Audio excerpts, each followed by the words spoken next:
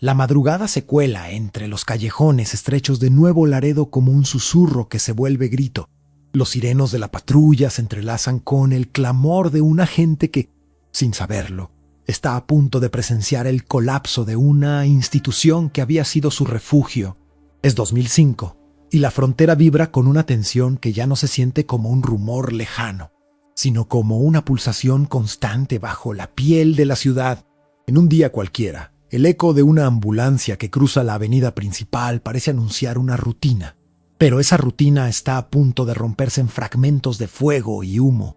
La cámara, como testigo silencioso, se desliza por los pasillos desiertos de la comisaría de la zona sur, donde los escritorios aún conservan la calidez de las tazas de café y las luces parpadean con una luz que parece cansada de vigilar. El silencio de esas paredes, que alguna vez resonó con órdenes y reportes, ahora se vuelve una amenaza latente, como si el propio edificio supiera que pronto será escenario de una tragedia que marcará un antes y un después. Si te gusta este tema, suscríbete y activa la campanita para que YouTube te notifique cuando subamos nuevos vídeos. Al hacerlo, estarás ayudando muchísimo al canal a crecer y seguir creando contenido de calidad. No olvides dejar tu comentario abajo con tu opinión y también tus sugerencias de temas que te gustaría que tratemos. Tu participación hace la diferencia. En la primera hora de la mañana, un mensaje de texto llega a los teléfonos de los oficiales. Un código que ya no es solo una alerta, sino una sentencia. El número de agentes que patrullan la avenida Hidalgo se reduce sin explicación, y la ciudad comienza a notar la ausencia de esas figuras uniformadas que, aunque imperfectas, representaban la única barrera visible entre la violencia y la cotidianidad. Los vecinos, acostumbrados a ver los relucientes escudos en los autos patrulla, ahora se cruzan con el vacío de las estaciones de policía, con las puertas cerradas y los carteles que indican "se busca". La sensación de vulnerabilidad se extiende como una niebla densa, y cada esquina parece esconder una sombra que se mueve al ritmo de una música que solo los criminales conocen. Los rostros de los familiares de los agentes aparecen brevemente en la pantalla. Sus ojos reflejan una mezcla de orgullo y temor, pero el relato que se despliega no se detiene en la mera pérdida.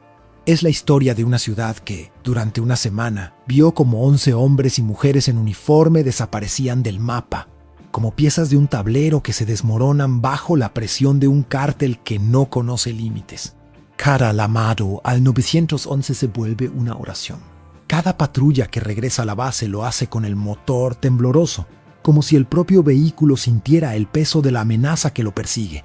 Los muros de la comisaría, antes cubiertos de fotografías de eventos comunitarios, ahora están salpicados de notas escritas a mano, de nombres tachados y de promesas rotas. El escenario se vuelve más palpable cuando, en la penumbra de una calle sin farolas, una patrulla se incendia y las llamas devoran el metal, mientras la gente observa sin poder intervenir. Las luces intermitentes de los vehículos de emergencia pintan la escena con destellos rojos y azules que se mezclan con la sangre de la madrugada.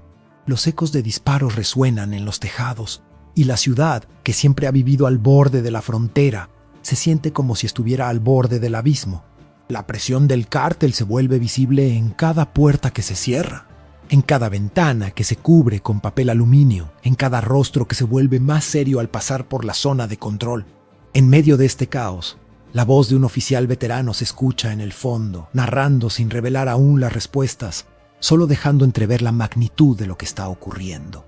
La cámara se detiene en una placa colgada en la pared. La luz de la calle la ilumina como un faro que intenta guiar, pero la sombra que la cubre es más larga que la propia luz. La sensación es de un reloj que corre sin pausa, marcando los segundos que se acercan al clímax de una historia que aún no ha revelado sus piezas finales. El espectro sumergido en esa atmósfera cargada de incertidumbre comienza a sentir el peso de una ciudad que, a la vez, llora y resiste, mientras la madrugada sigue avanzando sin dar tregua. El panorama que se abre tras la desaparición de los oficiales no se limita a la ausencia física. Se despliega una red de consecuencias que atraviesa la economía informal, los mercados de trabajo y la percepción de seguridad entre los comerciantes que, cada día, deben decidir si abrir sus puestos bajo el riesgo de ser blanco de extorsiones. Ahora, imagina a un tendero que, al no encontrar respaldo policial, decide cerrar su negocio al caer la noche, dejando en la calle un vacío que el crimen ocupa sin reparo. Esa decisión, aunque personal, genera un efecto dominó. Menos actividad comercial reduce los ingresos municipales, y la escasez de recursos alimenta la lógica de los grupos delictivos, que aprovechan la falta de vigilancia para expandir rutas de contrabando y cobro de cuotas. En paralelo, la desconfianza se infiltra en los propios cuerpos de seguridad, sin mencionar la pérdida de vidas. La sensación de vulnerabilidad produce un clima de sospecha interna, donde oficiales que permanecen en servicio comienzan a cuestionar la lealtad de sus compañeros y la integridad de sus superiores. Consecuentemente, se observan cambios en los protocolos de comunicación. Los mensajes codificados se vuelven más complejos. Las rutas de patrullaje se modifican cada hora y los reportes escritos incluyen notas de advertencia que antes no existían. Este ajuste, aunque necesario, genera una sobrecarga cognitiva que afecta a la toma de decisiones bajo presión, incrementando la probabilidad de errores operativos. Por otro lado, la presión mediática transforma la tragedia en espectáculo nacional. Los noticieros, al buscar audiencias, reproducen imágenes de los cuerpos de los agentes sin el debido respeto, mientras los comentaristas alimentan teorías conspirativas sobre la supuesta colusión entre autoridades locales y el cártel. En consecuencia, la opinión pública se polariza. Algunos claman por una intervención federal inmediata, mientras otros demandan que la comunidad tome la iniciativa y organice grupos de vigilancia vecinal. Esta dualidad, sin embargo, no resuelve la raíz del problema. Más bien, crea una arena de confrontación donde la verdad se diluye entre discursos y sensacionalismo. Otra capa crucial es la respuesta de las organizaciones civiles que, ante la ausencia de una fuerza policial eficaz, emergen como puentes de apoyo psicológico y legal. Un centro de asistencia social, por ejemplo, comienza a ofrecer terapia grupal a los familiares de los agentes caídos, utilizando técnicas de resiliencia basadas en la tradición oral de la región. Asimismo, una ONG dedicada a los derechos humanos inicia una campaña para documentar los casos de desapariciones forzadas, con la intención de presentar evidencia ante organismos internacionales. Estas iniciativas, aunque limitadas por recursos, demuestran que la sociedad civil puede articular mecanismos de protección alternativos cuando el Estado falla. En contraste, la actividad del narcotráfico se vuelve más sofisticada. Los grupos criminales, al percibir la debilidad institucional, adoptan tecnologías de encriptación para coordinar envíos y emplean drones para vigilar los perímetros de los barrios, que antes estaban bajo control policial. De este modo, la guerra se traslada del asfalto a la esfera digital, obligando a las fuerzas de seguridad a desarrollar capacidades cibernéticas que, hasta entonces, habían sido relegadas a un segundo plano. Esta evolución tecnológica implica una carrera armamentista donde la falta de entrenamiento especializado puede traducirse en pérdidas aún mayores. Finalmente, la percepción internacional de la frontera se ve alterada. Observadores extranjeros, al analizar los informes de derechos humanos, señalan a Nuevo Laredo como un punto crítico donde la violencia supera los índices de otras ciudades fronterizas. Este señalamiento atrae la atención de organismos multilaterales que proponen programas de cooperación, pero también genera estigmatización que afecta el turismo y la inversión extranjera. Por consiguiente, la comunidad local se enfrenta a un dilema: aceptar la ayuda externa que podría implicar condicionantes políticos, o intentar reconstruir la seguridad con recursos internos, arriesgándose a permanecer aislada. En síntesis, la desaparición de los 11 policías desencadena una serie de dinámicas interrelacionadas que van más allá de la mera falta de uniformes. Afecta la economía, la confianza institucional, los discursos mediáticos, la acción civil y la evolución del crimen organizado, creando un entramado complejo que exige respuestas integrales y multidimensionales. Imagina, por un instante, que cada noche el sonido de una campana de iglesia se vuelve el único eco que acompaña a los vecinos al regresar a sus hogares. Esa campanada que antes marcaba la hora de la oración, ahora señala el momento en que la comunidad intenta recomponerse tras la pérdida de sus protectores. Ahora, piensa en cómo esa señal puede convertirse en un punto de unión, un recordatorio constante de que la resiliencia se construye en los pequeños rituales cotidianos. En el ámbito judicial, la ausencia de 11 servidores provocó una cadena de procesos que hasta hoy sigue sin resolverse plenamente. Los expedientes, archivados con una urgencia que a veces se tradujo en documentación incompleta, obligaron a los fiscales a depender de testimonios fragmentados y de pruebas forenses que, por falta de recursos, no pudieron someterse a análisis de ADN avanzados. En consecuencia, los juicios se han prolongado más allá de lo habitual, generando una sensación de impunidad que alimenta la desconfianza en el sistema. Asimismo, la falta de peritos especializados obligó a los tribunales a aceptar informes de laboratorios externos, lo que abrió la puerta a cuestionamientos sobre la cadena de custodia y la validez de las evidencias presentadas. Para los adolescentes que transitan por las escuelas de la zona, la sombra de esa semana fatal dejó una marca indeleble. Ahora, muchos jóvenes asisten a clases bajo la mirada de maestros que, además de impartir materias tradicionales, deben abordar temas de seguridad emocional y prevención de la violencia. Un programa piloto, impulsado por un colectivo docente, introdujo talleres de resolución de conflictos basados en técnicas de mediación, buscando desactivar la tendencia a la confrontación que había crecido en los patios de recreo. De esta manera, la educación se transformó en un espacio donde la prevención se vuelve tan importante como la instrucción académica. En el terreno artístico, la tragedia inspiró una corriente de expresiones que brotaron de los talleres comunitarios. Pintores locales comenzaron a trazar murales que, en lugar de glorificar la fuerza armada, retratan la fragilidad humana mediante figuras que se entrelazan como ramas de un árbol resistente. Un grupo de músicos callejeros, por su parte, compuso una balada que narra la historia de los caídos con versos que alternan melancolía y esperanza, y que hoy se escucha en las plazas durante los encuentros vecinales. Estas manifestaciones, lejos de ser simples homenajes, funcionan como vehículos de memoria colectiva que permiten a la población procesar el dolor sin recurrir a la violencia. La esfera religiosa también tomó un rol activo.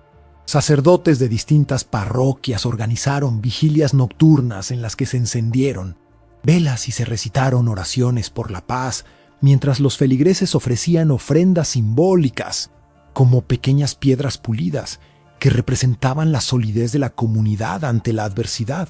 Adam S. Se establecieron comités de ayuda que coordinaban la distribución de alimentos y ropa a las familias más afectadas, demostrando que la fe puede traducirse en acciones concretas de apoyo mutuo. En el plano binacional, la catástrofe impulsó la creación de una comisión conjunta entre autoridades mexicanas y estadounidenses, cuyo objetivo es armonizar los procedimientos de investigación transfronteriza. Esta instancia, que reúne agentes de la DEA, la Fiscalía General de la República y representantes locales, ha implementado protocolos de intercambio de información en tiempo real, facilitando la captura de sospechosos que operan en ambos lados del río Bravo. Asimismo, se ha establecido un programa de capacitación cruzada que permite a los oficiales aprender técnicas de investigación forense bajo estándares internacionales, reduciendo la brecha tecnológica que antes limitaba la efectividad de las indagaciones. Otro ángulo que emergió con fuerza fue la participación de las mujeres, tanto dentro como fuera de la institución policial. Las esposas y madres de los oficiales fallecidos organizaron redes de apoyo que incluyeron sesiones de terapia grupal y actividades de autocuidado, rompiendo el estigma que históricamente ha impedido a las mujeres expresar vulnerabilidad. Paralelamente, la fuerza policial incorporó a más agentes femeninas, reconociendo que la presencia de mujeres en patrullas puede mejorar la relación con la comunidad y ofrecer una perspectiva distinta en la resolución de conflictos. Estas iniciativas, aunque todavía incipientes, señalan un cambio de paradigma en la percepción del género dentro de la seguridad pública. Finalmente, la discusión sobre políticas públicas tomó un giro más estructural. Expertos en seguridad propusieron la instauración de un cuerpo especializado en gestión de crisis, que combine habilidades psicológicas, tácticas y de comunicación para responder rápidamente a eventos de gran impacto. Además, se sugirió la creación de un fondo permanente destinado a equipar a las unidades con tecnología de monitoreo no letal, con el fin de reducir la dependencia de métodos letales y, de este modo, preservar la vida de los agentes y de la ciudadanía. Estas propuestas, aunque todavía en fase de debate, representan una visión a largo plazo que busca transformar la tragedia en una oportunidad para replantear los cimientos de la protección ciudadana. Ahora, imagina caminar por la avenida Hidalgo y observar cómo los muros, antes lisos y anodinos, se han convertido en una especie de mapa táctico. Cada fachada lleva señalizaciones de zona segura.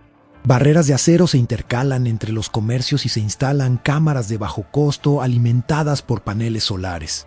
Esa reconfiguración del espacio urbano no surgió de un mandato estatal, sino de vecinos que, tras la desaparición de los 11 oficiales, decidieron trazar sus propios límites de protección.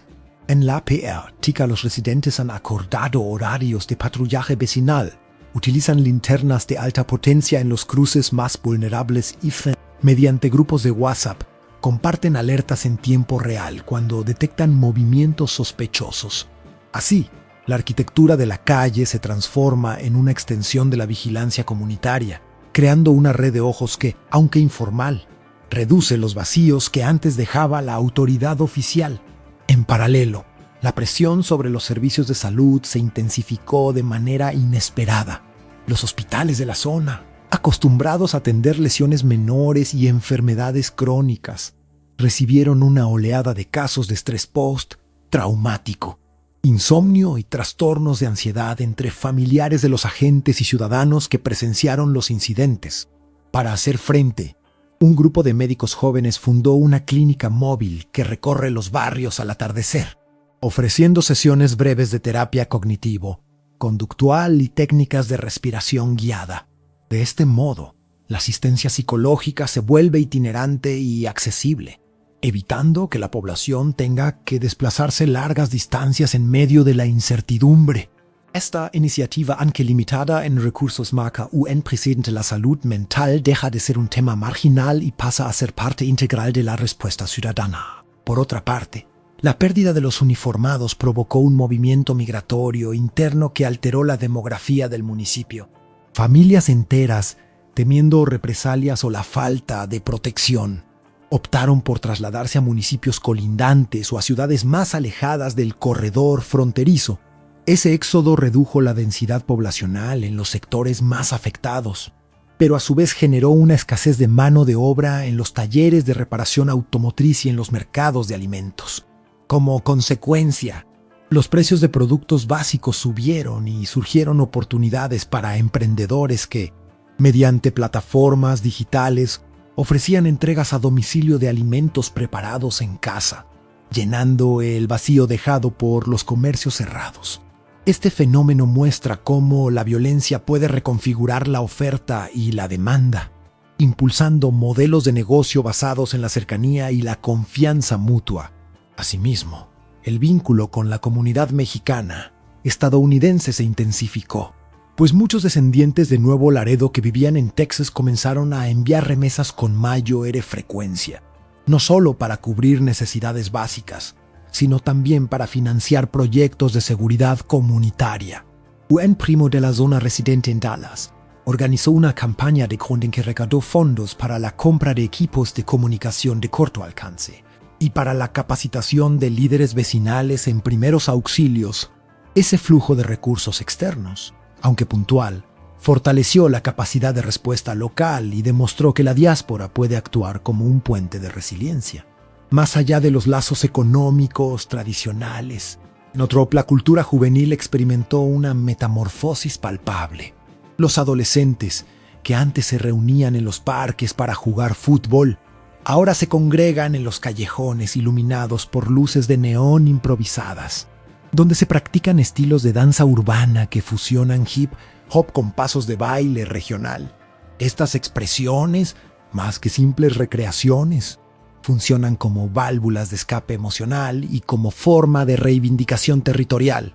Cada coreografía lleva coreógrafos que inscriben en sus movimientos la historia de los caídos, convirtiendo la pista de baile en un altar de memoria colectiva. De este modo, la música y el movimiento se convierten en lenguajes alternativos que narran la resistencia y la esperanza sin necesidad de palabras. Finalmente, la tecnología de la información se introdujo como herramienta de denuncia y organización. Surgieron aplicaciones móviles diseñadas por programadores locales que permiten a cualquier ciudadano reportar incidentes de violencia o actos de extorsión con geolocalización precisa y fotos adjuntas. Los datos recopilados se visualizan en un mapa interactivo accesible a toda la comunidad, facilitando la identificación de zonas críticas y la planificación de rutas seguras, a diferencia de los sistemas oficiales, que a menudo tardan en actualizarse. Estas plataformas operan en tiempo real y son gestionadas por voluntarios que verifican la veracidad de la información antes de difundirla. Este modelo de periodismo ciudadano refuerza la transparencia y empodera a la población, al ofrecerle una voz directa en la construcción de su propio entorno seguro. Al adentrarnos en el entramado que se ha ido tejiendo, la sensación que emerge no es la de una mera acumulación de hechos, sino la de una corriente subterránea que, sin que la vista la perciba directamente, moldea el cauce de la realidad urbana.